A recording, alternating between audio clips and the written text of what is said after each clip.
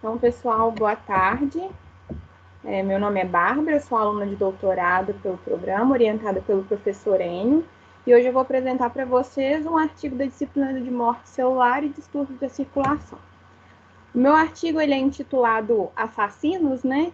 Mas mais caracterizando uma forma de morte mesmo, que cria um novo tipo de vida. As caspases que impulsionando uma apoptose, uma proliferação induzida por apoptose em tecidos de reparo e doença. É um artigo que foi publicado na revista de morte celular e diferenciação do grupo Nature, e ele tem um fator de impacto de 8,350. Foi publicado em março de 2017 pelo um grupo da Universidade de Massachusetts. Então, para começar o artigo, eles trazem alguns fatos, como se fossem resumos da literatura que já é bem estabelecido sobre esse tipo de proliferação. Então, eles falam que as caspases ativadas desencadeiam uma forma de proliferação compensatória, ou seja, eu vou ter uma proliferação após uma perda. E essa proliferação é conhecida como proliferação induzida por apoptose, que ocorre principalmente por meio da secreção de mitógenos. A gente vai falar durante o artigo também como essa secreção é feita, por quem ela é regulada. Essa proliferação induzida por apoptose é melhor caracterizada em células epiteliais, justamente porque a gente sabe que é um tipo de célula volátil que já tem essa característica de ter capacidade proliferativa. E ela é crítica principalmente no reparo e na regeneração de feridas desse tipo de tecido, em várias espécies. Existem vários contextos específicos e tecidos específicos que essa proliferação é caracterizada. Então, a gente vai ver que ela tem algumas características importantes e específicas para cada tipo de estudo. O mecanismo dessa proliferação, dependente das caspases iniciadoras, envolvem principalmente uma sinalização da JNK, que é uma via de sinalização de um grupo das proteínas da MAPK, que é uma sinase ativada por mitógeno e funciona no controle de vários processos, incluindo a proliferação, espécies reativas de oxigênio e o recrutamento de células imunes, principalmente semelhantes a macrófagos. Essa proliferação induzida por apoptose, quando prolongada, causa um crescimento excessivo do tecido, justamente porque eu vou ter uma proliferação continuada. E isso pode contribuir tanto para o surgimento quanto para um crescimento tumoral, bem como a resistência de tratamentos em neoplasias. E aí, ao mesmo tempo que a gente tem fatos bem estabelecidos, a gente tem questões em aberto. E aí eles colocam essas perguntas para a gente. Por que a ativação das caspases na apoptose às vezes induz essa proliferação e às vezes não? Por outro lado, como essas caspases podem ser controladas para às vezes induzir apenas a proliferação, mesmo não tendo a morte celular de fato? Os tipos de celulares que não os epiteliais estão sujeitos a ocorrer essa proliferação também? Quais são os alvos diretos dessas caspases ativadas quando se tem a proliferação? Todos os alvos são privados, estão envolvidos, ou a gente tem algum outro alvo que não está contido na cascata clássica da apoptose? Quão geral é o envolvimento dessa proliferação no desenvolvimento de um tumor? Então, qual o papel dessa proliferação induzida por apoptose na tumorigênese? E a proliferação induzida por apoptose pode contribuir para outros processos nas doenças? Então, só para a gente lembrar, a gente tem algumas células no nosso organismo que são lábeis, né, que têm determinada capacidade de proliferação, umas mais, outras menos, só que a regeneração do tecido é sabidamente comum em várias espécies. Porém, depende muito de qual espécie e qual contexto envolvido, se é patológico, se é fisiológico, qual comando vai liberar para que aquela célula se prolifere. Então, uma dessas formas é a proliferação compensatória, que ocorre o processo pelo qual o volume de um tecido danificado ou perdido, então se eu tiver algum dano celular ou perda da quantidade desse grupo de células, eu vou substituir ele por divisões mitóticas adicionais de células vizinhas. Então, as células saudáveis vizinhas vão se proliferar, se dividir para compensar aquelas que foram danificadas ou perdidas. A primeira evidência quantitativa dessa proliferação compensatória foi vista em 1977, num estudo dessas moscas drosófilas, que são bem famosas por estudos, né? E aí eles viram nesse estudo que o tecido precursor da asa, conhecido como discos imaginais, da larva ainda, sem ser a mosca, tinha uma eliminação de até 60% das células. E apesar dessa eliminação, as células ainda rendiam um tamanho de asa normal. Então, mesmo com uma perda considerável, havia o desenvolvimento normal da asa na mosca. E eles viram que isso acontecia devido a um aumento subsequente das mitoses entre as células que sobreviviam. Então, as células restantes saudáveis se dividiam para compensar a perda das células. Isso se dava por um aumento da mitose após a apoptose, que poderia repor de forma consistente e apropriada o tecido que havia sido perdido. Isso sugeriu que os dois eventos estavam diretamente correlacionados, né? Um poderia gerar ao outro.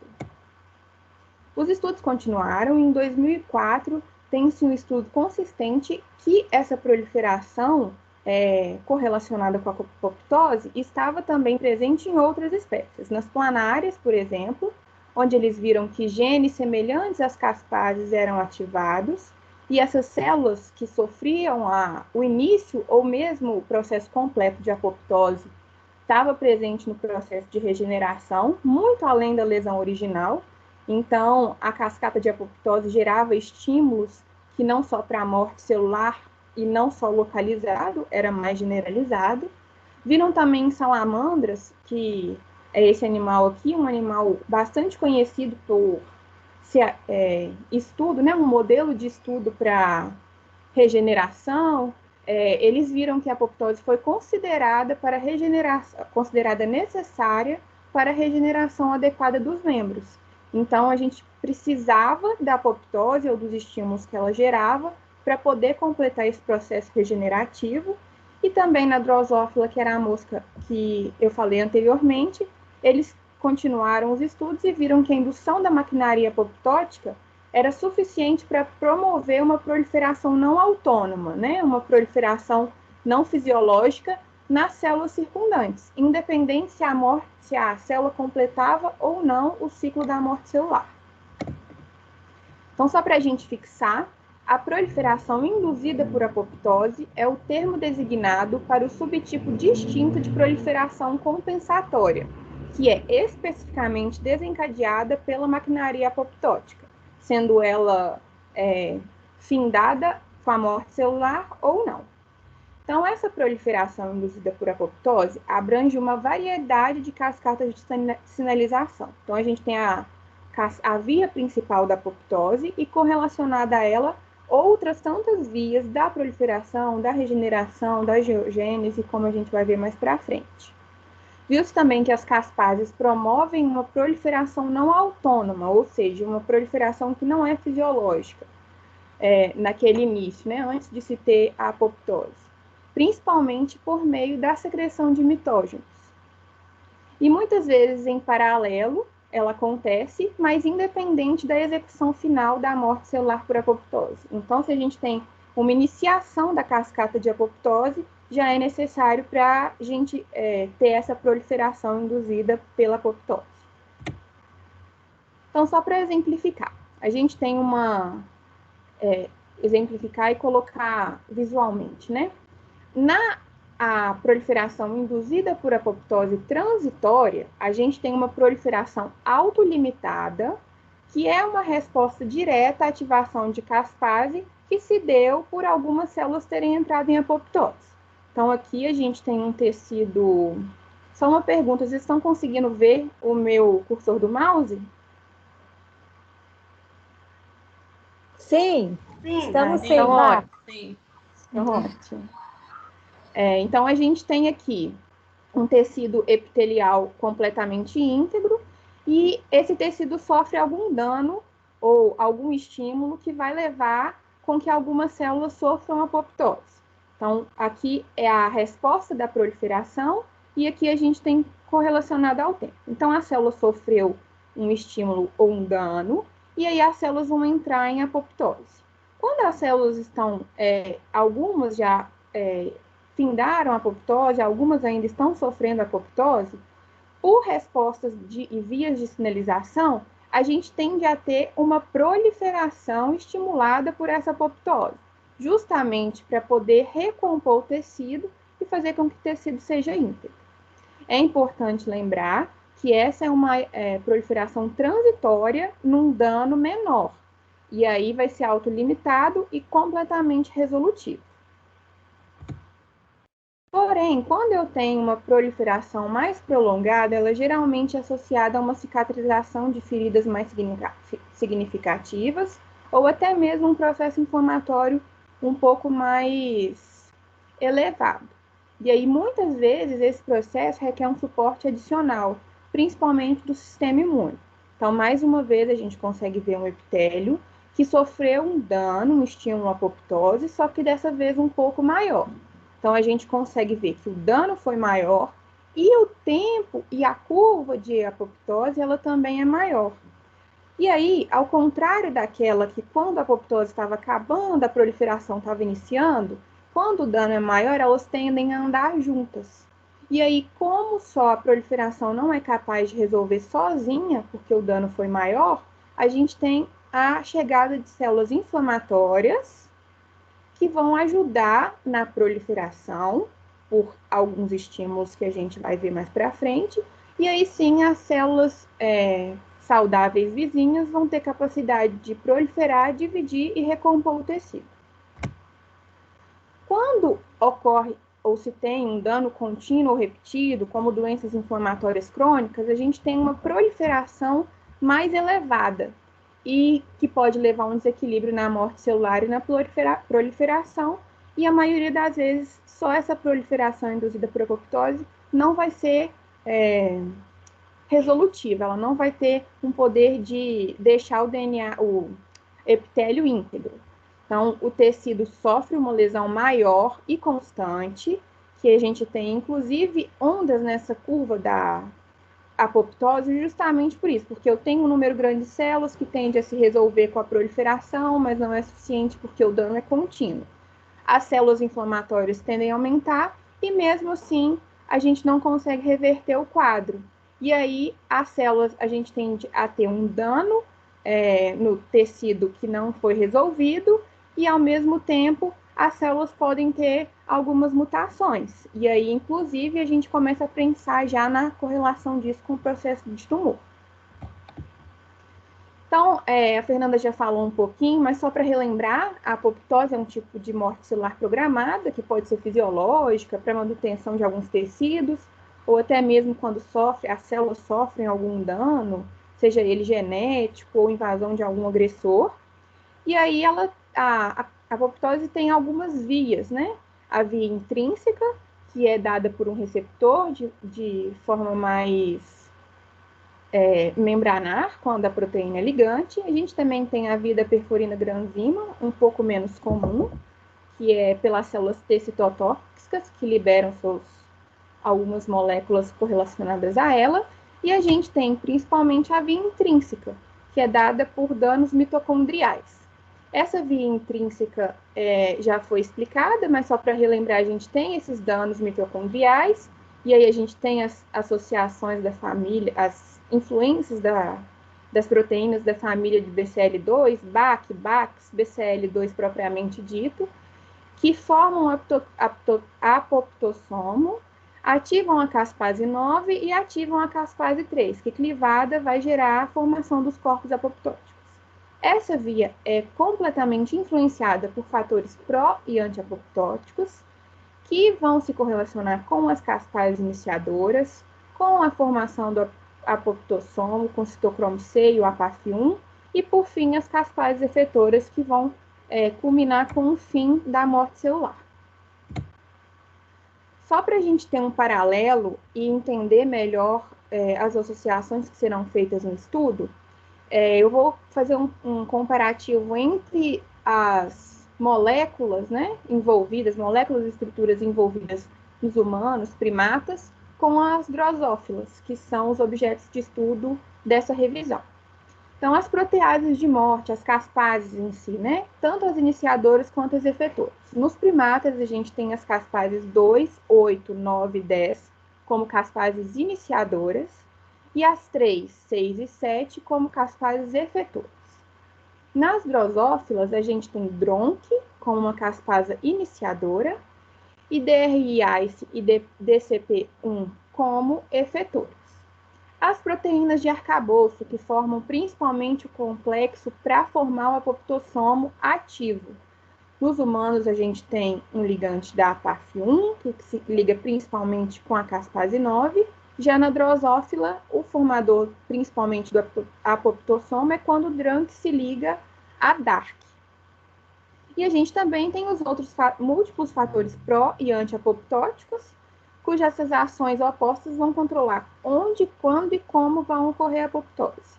Nos primatas humanos, né, a gente tem o grupo de família BCL2, que regula a ativação por meio da mitocôndria, então BAX, como eu já falei, e o próprio BCL2. E nas drosófilas a gente tem o Hipper, RID e GRIN, como pró-apoptótico, que vão ativar a apoptose, principalmente antagonizando o inibidor DIAP1, que é um regulador negativo da ativação da caspase. Os estudos já viram, a literatura mostrou que em mamíferos até o momento, só as caspases 3 e 7 se mostraram estar envolvidas com a proliferação induzida por apoptose. Nas drosófilas, a gente tem o DRON, bem como o DRIase e o DCP1, e aí entra tanto as iniciadoras como as efitoras, já foram implicadas em formas distintas dessa proliferação, mas todas as caspases das drosófilas estão envolvidas. Então, como que funcionam as caspases iniciadoras na proliferação induzida por apoptose? Eles vão fazer um comparativo principalmente com o modelo de drosófila. Então, eles fazem esse estudo e depois eles utilizam alguns manejos no modelo, que eu também vou explicar, para poder estudar como as vias, como as moléculas se cruzam e se interferem. Então, eles viram que nos modelos, nos discos imaginais, que são aquelas estruturas que vão gerar as asas da drosófila, como eu disse anteriormente, desenvolviam tecidos epiteliais com alta capacidade regenerativa. Então, eles estudaram que eu tenho a drosófila, que sofreu um dano de apoptose nesses discos imaginais. Esses discos imaginais sofrem estímulos através do RID. O RID influenciaria diretamente no DRANC, que é a caspase iniciadora. Essa caspase iniciadora ativaria as outras efetoras. Porém, eu venho e o DIAP, que é essa proteína antagonista, ela faz com que o DRANC não se ligue. E aí, eu tenho a formação do apoptossomo. Desculpa, certinho. Eu tenho a formação do apoptossomo, que geraria a morte celular. Porém, se eu tenho a ligação do DIAP, eu produzo espécies reativas de oxigênio que vão ativar a via JNK e produzir mitógenos, o que vai fazer participar de um processo de regeneração. Então, a gente viu que esses mecanismos reguladores afetam tanto a apoptose, a morte celular, quanto a proliferação conduzida pela caspase. Porém, isso é feito em diferentes graus. Então, vendo que esse DIAP ele interferia principalmente no apoptossomo e na morte celular, eles queriam ver se o DRANC sofreria também se eu teria a proliferação induzida por apoptose se eu não tivesse a morte celular. Então, eles continuaram todo o processo do dano e um estímulo apoptótico, ainda tinha a presença do DIAP, porém, quando a célula ia morrer, eles bloqueavam ela para ver se a morte final da célula teria alguma influência ou seria de extrema importância para a gente ter ativação da proliferação. E eles viram que não era necessário, porque a gente, mesmo assim, na presença da não morte celular, a gente tinha a produção de espécies reativas de oxigênio, porém, a gente tinha o complexo imunológico tinha ativação aqui para poder aumentar essa via e aí sim ativar a via JNK e produzir os mitógenos. Como a gente tinha esse complexo imunológico atuando, a gente tinha uma proliferação mais prolongada. E aí a gente corria o risco até de ter uma hiperplasia, né? Uma proliferação aumentada. E aí eles chamavam isso de modelo UNDID, que eles faziam justamente essa superexpressão dos genes pró-apoptóticos, sejam eles o HIPER ou PID, enquanto a execução da morte celular era bloqueada pela coexpressão da caspase efetora P35. Isso permitiu o desacoplamento das funções de Dronck das caspases efetoras e a execução real da apoptose. Então, mais uma vez, o Dronck não necessariamente dependia da morte celular para poder gerar a proliferação. Então, como um pequeno resumo, né, dessa observação inicial, eles viram que o Dronck ativado era um driver necessário e suficiente da produção de mitógenos e a indução da proliferação, sem necessariamente ter a culminação da morte celular.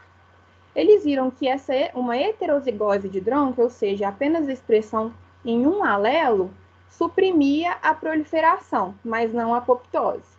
Então, eu precisava de uma maior expressão de Dronck para gerar a proliferação do que a apoptose, que em menor quantidade na expressão do Dronck era ativada. E aí eles viram que essa via JNK era essencial para culminação do processo da proliferação. E ela era iniciada por uma série de quinases e proteínas adaptadoras, que levavam a uma ativação seletiva de subconjuntos desses fatores, que direcionava se a atividade de JNK seria pró-apoptótica ou pró-sobrevivência. E eles viram que, justamente em tecidos epiteliais, a ativação de Dronck desencadeava a produção de espécies reativas extracelulares de oxigênio, e que elas também eram fundamentais no processo, porque elas recrutavam células inflamatórias e amplificavam a sinalização. Então, ele promovia a ativação de JNK por meio de uma resposta inflamatória que envolvia as espécies reativas de oxigênio, hemócitos, que eram células inflamatórias correspondentes aos macrófagos, e, por fim, uma sinalização de TNF. Porém, esse modelo do P53, né, do modelo UNDID, ele tinha uma falha, porque ele excluía as caspases efetoras e a gente tinha só uma correlação com a caspase iniciadora, que era o Dronck, com as vias que ele ativava. Então, eles foram estudar desenvolvimento de vários modelos genuínos ou regenerativos que independiam da P53, né? O processo da apoptose ia correr normalmente, culminando ou não, dependendo do dano, com a morte da célula. Então, eles viram que os tecidos foram submetidos primeiro a um estímulo apoptótico limitado, então a célula sofria um dano pontual, e em seguida eram autorizadas a cursar a via conforme tinha de ser, né? Que os tecidos eram autorizados a regenerar por meio de uma proliferação induzida por apoptose compensatória. Então, eles fizeram em várias espécies e viram que, por exemplo, na hidra, que é um organismo aquático, quando elas sofriam uma dissecção gástrica, e aí a gente tinha esse estímulo à apoptose, elas ativavam a caspase 3, que é uma caspase efetora, que ativava moléculas, bem como para a morte celular, bem como para a proliferação, que regeneravam essa amputação. Nas drosófilas, eles também, quando tinha estímulo para a apoptose, elas formavam um apoptossomo no seu curso normal, e geravam proteínas de caspases efetoras, que era o DCP1, igual eu falei anteriormente. Essas caspases efetoras, mais uma vez, culminavam com a morte celular, bem como com proteínas que seriam mitógenas, né, para a proliferação celular.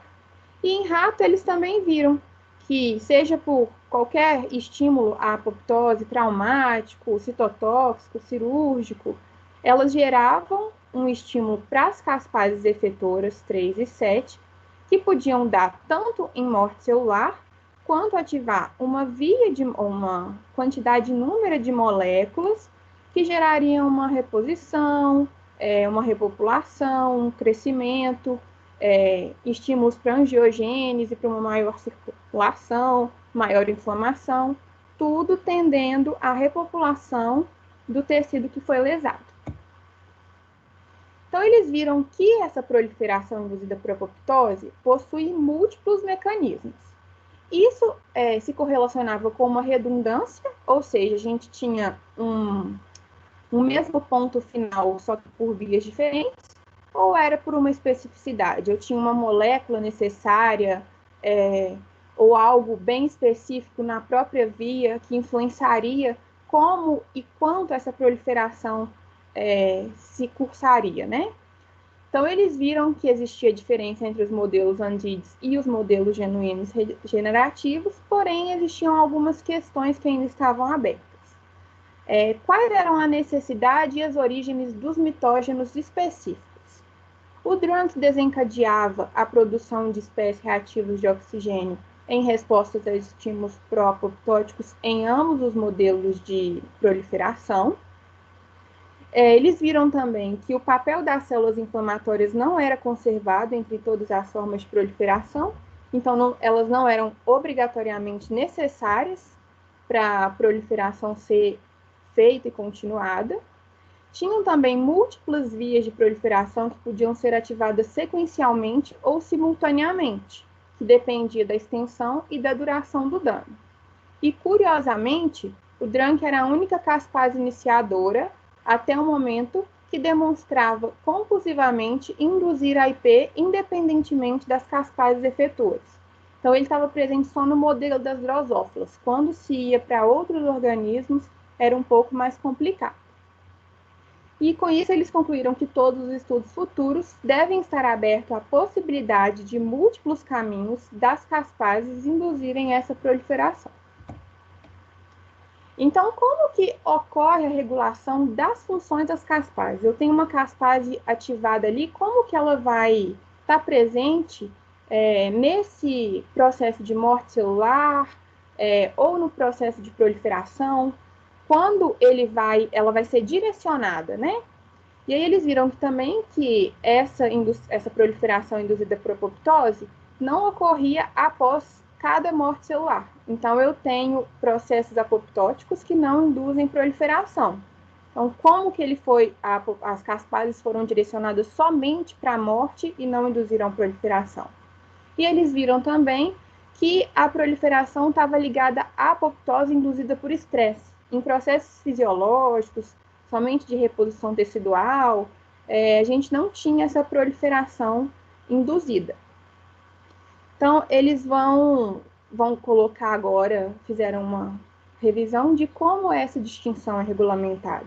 Em geral, o que distingue as funções apoptóticas das não apoptóticas das caspases?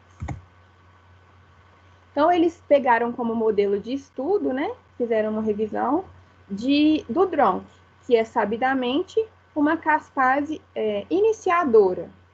Então, eles sabiam que o domínio de AP1, que é um domínio que não faz parte da cascata de apoptose em si, ele inibia a atividade do DRONC por meio de uma ubiquitilação.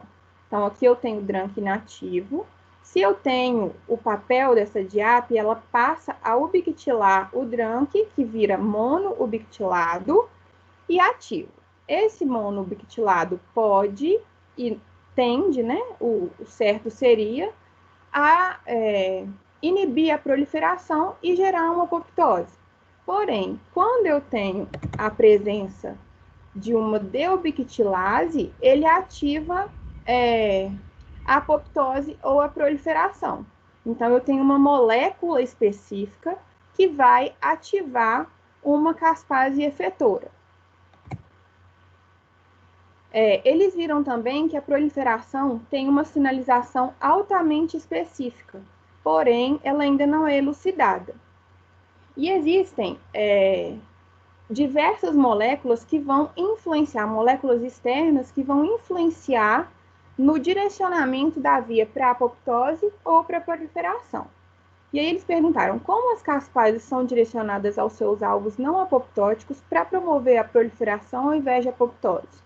E como eu disse, essas moléculas externas, como os adaptadores, eles tendem a tirar o apoptossomo da via principal de morte celular e gerar, com essa correlação, algumas proteínas de apoio, ou até mesmo depois da marcação para a via de proliferação, as moléculas adaptadoras se ligam nesse apoptossomo, que muda a conformação dele e acaba ativando, né, a via de proliferação.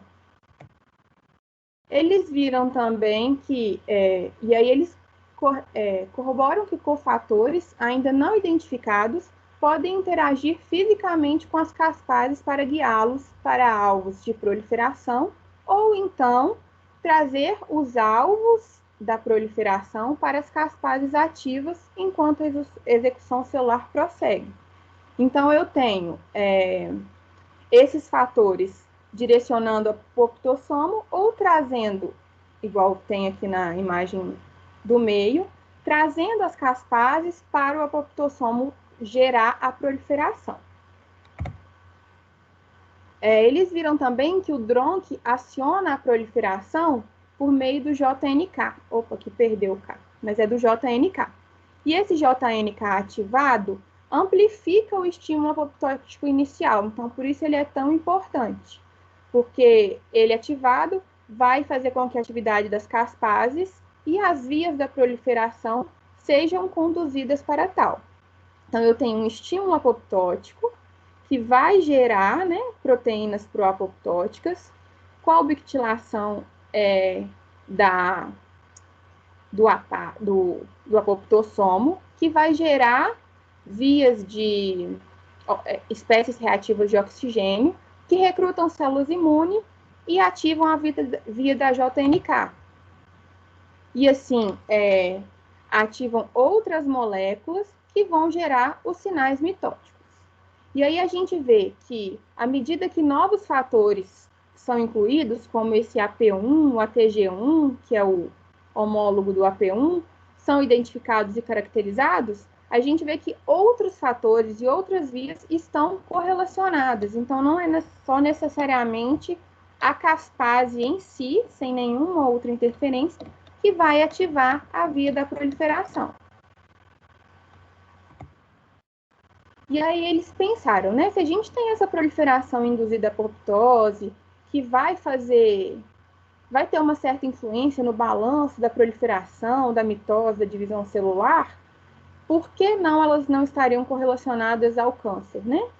E aí eles viram que esse modelo ANDID, que é aquele que controla as caspases efetoras, explorava uma indução prolongada da proliferação. Então, se eu tenho uma prolongada proliferação, esse mecanismo poderia contribuir para a proliferação aberrante que a gente observa no câncer. E aí eles viram que vias regenerativas fisiológicas poderiam estar desreguladas em doenças humanas e até mesmo sequestradas na transformação maligna e no crescimento tumoral. E aí eles falaram que essa proliferação no câncer estava envolvida diretamente na falha de tratamento, porque eu matava uma célula e ela estimulava uma proliferação, né, num efeito ambíguo. Com novos estudos clínicos, eles descobriram que altos níveis de caspase 3 ativada em tumores estavam associados a um mau prognóstico, o que é algo contraditório, né? Sendo que a gente espera que a caspase 3 ativada seja responsável por matar a célula. E aí, além de altos níveis, ela estava associada a um mau prognóstico? E aí, justamente, eles pensaram na ativação dessa caspase, influenciando uma proliferação induzida. E aí eles viram, então, foram estudar como que isso estava acontecendo, foram rever. Então, a gente aqui tem um grupo celular que sofria, um grupo celular tumoral, que sofria um dano, uma indução à apoptose, à morte celular, por rádio ou quimioterapia. Essas células diminuíam a quantidade do grupo celular por essas mortes, porém, as células sobreviventes liberavam determinadas moléculas, determinados estímulos que repopulavam o tumor. E isso dava principalmente porque algumas eram sensíveis à terapia, porém as células que sobravam liberavam estímulos para a gente ter células resistentes. Isso é um grande problema, porque além da repopulação que a gente tem, as células que se dividiam com resistência ao tumor, que é um ponto muito importante para o fim, né, para a resolução da doença. Eles viram que os sinais de crescimento das células tumorais que morrem estimulam também, além da proliferação, a angiogênese, principalmente pela liberação do VEGF-A, que aumenta, né, além da proliferação celular, aumenta a proliferação de células endoteliares vasculares. Então, a gente tem aumento da população das células tumorais, bem como suporte de irrigação para esse tumor. E ainda, as células endoteliais vasculares morrendo também desencadeavam a proliferação. Então, era um ciclo. Além da proliferação ser ativada, estimulada pela apoptose das células tumorais, essas células tumorais morrendo ativarem a angiogênese, as células endoteliais da angiogênese, né, desses vasos neoformados, também estimulavam a proliferação das células tumorais. Então, era um conjunto de aumento de células tumorais, vasos e aporte sanguíneo, né? Principalmente dado aqui essas células endoteliais pelo PGE2. E aí eles viram que, separadas do seu papel direto na sobrevivência do tumor, as caspases apoptóticas também podem contribuir para uma iniciação tumoral, uma inflamação dependente dessa caspase, por conta da eliminação, da liberação de espécie reativa de oxigênio e o recrutamento de células imunes, e uma proliferação sustentada na iniciação, e aqui não está falando, mas bem como na manutenção do tumor. Porém, mesmo a gente sabendo que a apoptose induz a proliferação, que contribui para a sobrevivência do tumor, ainda existem algumas questões em aberto. Existe como direcionar essas caspases? Porque aí eu conseguiria fazer com que uma caspase fosse realmente direcionada para a morte celular e não influenciasse na proliferação e no aumento do tumor, né? Quais fatores ou condições ambientais estão levando as células cancerosas a terem níveis tão altos de caspase? Porque isso foi observado mesmo antes do estresse do tratamento. Então, a célula foi visto em alguns estudos que tumores que ainda não tinham sofrido nenhum tipo de tratamento neoadjuvante, quando feitos os exames, eles tinham alto nível de caspase, e isso era associado com pior prognóstico. Então, essa caspase estava presente ali por quê? Se as células não estavam morrendo. E essa proliferação induzida por apoptose pode ser aproveitada na regeneração de uma forma que não aumente o risco futuro de malignidade? Então, eu posso usar essa proliferação como um tratamento que não influencie no processo tumoral? E aí eles concluíram com todas essas revisões e pensamentos que as caspases são críticas, não apenas para morte celular programada, né, para apoptose, mas também podem estimular um tipo específico de proliferação, que é a proliferação induzida por apoptose. Então, a caspase antes bem estabelecida para uma morte tem um papel ambíguo na divisão celular. Essa proliferação induzida por apoptose dependente de caspase não é uma via única. Então, a gente tem a influência de inúmeras vias e moléculas, o que dificulta a elucidação dessa proliferação, de quando, como, quanto ela ocorre. Existem mais mecanismos reguladores, regulados, moléculas dessa proliferação induzida por apoptose que ainda precisam ser descobertos, e como eles se correlacionam entre si principalmente. E eles concluíram também que os modelos genéticos da proliferação pode ser importante para fornecer pistas sobre quais atores e quais vias podem estar em ação nas doenças humanas, não só no câncer, né, mas como todas as doenças que precisam de uma regeneração e de uma divisão celular em si.